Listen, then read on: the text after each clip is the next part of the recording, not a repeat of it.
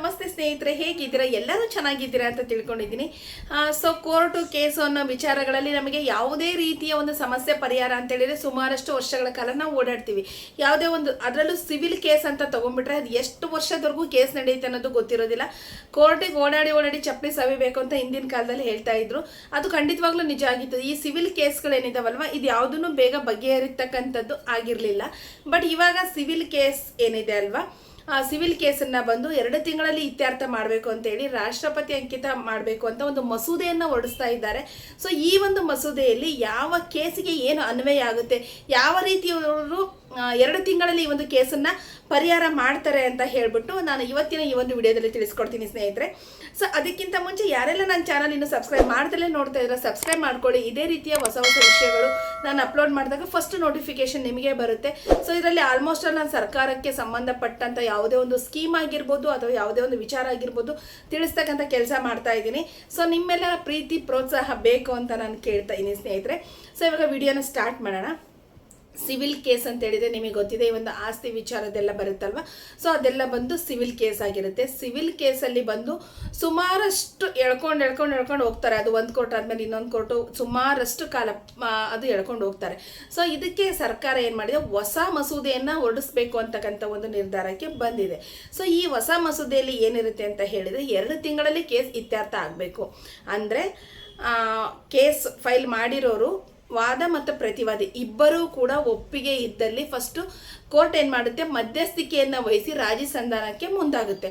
So ಈ ಒಂದು ರಾಜಿ ಸಂಧಾನದ ಸಮಯದಲ್ಲಿ ಇಬ್ಬರು ವಾದ ಮತ್ತು ಪ್ರತಿವಾದಿ ಇಬ್ಬರು ಒಪ್ಪಿಗೆ ಕೊಟ್ಟಲ್ಲಿ ಆ ಒಂದು ಕೇಸನ್ನು ಆದಷ್ಟು 2 ತಿಂಗಳ ಒಳಗಾಗಿನೇ ಆ ಕೇಸನ್ನು ಕ್ಲೋಸ್ ಮಾಡಲಿಕ್ಕೆ ಸರ್ಕಾರ ಅಂದರೆ ನ್ಯಾಯಾಲಯ ಮುಂದಾಗುತ್ತೆ. ಸಪೋಸ್ ಏನಾದರೂ ಅವರು 2 ತಿಂಗಳಲ್ಲಿ ಅವ್ರು ಒಪ್ಪಲಿಲ್ಲ ಅಂತ ಹೇಳಿದ್ರೆ ಇನ್ನೂ ಒಂದು ಅವಕಾಶ ಕೊಡುತ್ತೆ. ಅಂದರೆ 3 ಬಾರಿ ಕೋರ್ಟ್ ದಿನಾಂಕ ಅಥವಾ 3 ತಿಂಗಳ ಅವಧಿಯನ್ನು 3 ಡೇಟ್ ಅಥವಾ 3 ತಿಂಗಳು. ಸೊ ಈ ಒಂದು ಇದರಲ್ಲಿ ಏನು ಮಾಡುತ್ತೆ, ಇನ್ನೊಂದು ನೆಕ್ಸ್ಟು ಎಕ್ಸ್ಟ್ರಾ 1 ತಿಂಗಳನ್ನ ಕೊಡುತ್ತೆ. ಸೊ ಅವಾಗ ರಾಜಿ ಸಂಧಾನ ಮಾಡಲಿಕ್ಕೆ ಇನ್ನೊಮ್ಮೆ ಮುಂದಾಗುತ್ತೆ. ಆದಷ್ಟು ಸಿವಿಲ್ ಕೇಸ್ಗಳನ್ನು ರಾಜಿ ಸಂಧಾನದ ಮುಖಾಂತರ ಅದನ್ನ ಬಗೆಹರಿಸಬೇಕು ಅಂತ ಹೇಳಿಬಿಟ್ಟು ನ್ಯಾಯಾಲಯ ಈ ಒಂದು ನಿರ್ಧಾರಕ್ಕೆ ಬಂದಿದೆ. ಸೊ ಅವರು ಒಪ್ಪಿದಲ್ಲಿ ಆ ಕೇಸು ಅಲ್ಲೇ ಇತ್ಯರ್ಥ ಆಗುತ್ತೆ. ಇಲ್ಲ ಅದರಲ್ಲಿ ಏನಾದ್ರೂ ಅವ್ರು ಹೇಳೋದ್ರಲ್ಲಿ ಅವ್ರು ಕೊಟ್ಟಿರ್ತಕ್ಕಂಥ ಸಾಕ್ಷ್ಯಗಳಲ್ಲಿ ಏನಾದ್ರೂ ಹೆಚ್ಚು ಕಡಿಮೆ ಇತ್ತು ಅಂತ ಹೇಳಿದರೆ ಅದನ್ನು ಶೂನ್ಯ ಅಂತ ಹೇಳಿ ಪರಿಗಣಿಸಿ ಕೋರ್ಟು ತೀರ್ಪನ್ನು ಕೊಡುತ್ತೆ.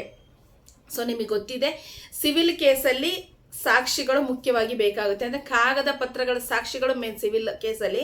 ಸೊ ಅವ್ರೇನಾದರೂ ಅದರಲ್ಲಿ ಸ್ವಲ್ಪ ಎಡವಿದ್ರು, ರಾಜಿ ಸಂಧಾನಕ್ಕೂ ಮುಂದೆ ಬರಲಿಲ್ಲ ಅಂತ ಹೇಳಿದರೆ, ಅಂದರೆ ವಾದಿ ಆಗಿರ್ಬೋದು ಅಥವಾ ಪ್ರತಿವಾದಿ ಆಗಿರ್ಬೋದು, ಇಬ್ಬರಲ್ಲಿ ಒಬ್ಬರನ್ನ ಪರಿಗಣಿಸಿ ಅದು ಶೂನ್ಯ ಅಂತ ಪರಿಗಣಿಸುತ್ತೆ.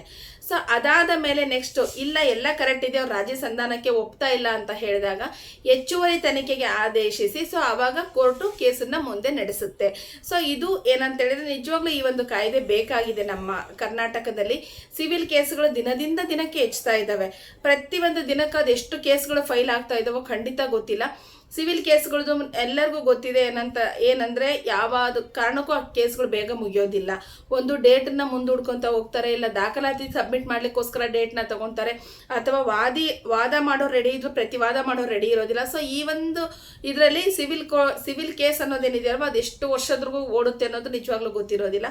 ಬಟ್ ಈ ಕಾಯ್ದೆ ಬೇಕಾಗಿತ್ತು. ಈ ಕಾಯ್ದೆನ ಅನುಷ್ಠಾನಕ್ಕೆ ತರ್ತಾ ಇದ್ದಾರೆ. ಅಂದರೆ ಸಿವಿಲ್ ಕೇಸ್ಗಳನ್ನು ಆದಷ್ಟು ಬೇಗ ನಾವು 2 ತಿಂಗಳ ಒಳಗಡೆ ಕ್ಲಿಯರ್ ಮಾಡಬೇಕು. ಇಬ್ಬರು ಒಪ್ಪಿದಲ್ಲಿ, ಫಸ್ಟ್ನೇದಾಗಿ ರಾಜಿ ಸಂಧಾನದಲ್ಲಿ ಇಬ್ಬರು ಒಪ್ಪಿದಲ್ಲಿ ಅದನ್ನು ಕೇಸನ್ನು ಅಲ್ಲೇ ಕ್ಲೋಸ್ ಮಾಡಬೇಕು.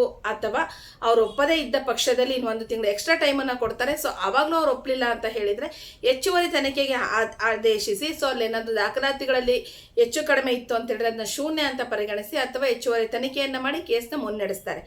ಸೊ ಈ ಒಂದು ಕಾನೂನು ನಿಜವಾಗ್ಲೂ ಒಳ್ಳೆಯ ಕಾನೂನು ಅಂತ ನನ್ನ ಅಭಿಪ್ರಾಯ.